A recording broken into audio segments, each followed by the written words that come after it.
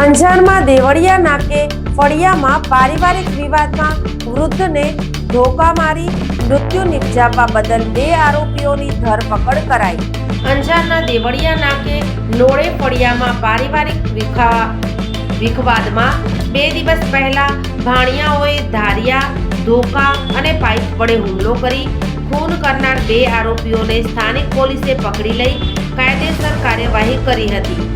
Anjar PI AR ગોહિલે વિગતો આપતા જણાવ્યું હતું કે દેવળિયા નાકા પાસે લોડે ફળિયામાં પારિવારિક વિખવાદમાં નજીવી બાબતે 65 વર્ષીય આમદભાઈ ઇસ્માઇલભાઈ નોડેની હત્યા કરાઈ હોવાની ઘટનામાં મૃતકના ભાઈએ નોંધાવેલી ફરિયાદના આધારે આરોપીઓને પકડવા ચક્રો ગતિમાન કરાયા હતા। એ દરમિયાન આ હત્યાને અંજામ આપી ભાગી ગયેલા ઇકબાલ નૂર મહમદ નોડે અને ઇલિયાસ નૂર મહમદ નોડેને મળેલી બાતમીના આધારે પકડી લીધા હતા, જ્યારે અકરમ હુસેન નોડે અને હુસેન નૂર મહમદ નોડે હજી પણ પકડવાના બાકી હોવાનું તેમણે જણાવ્યું હતું।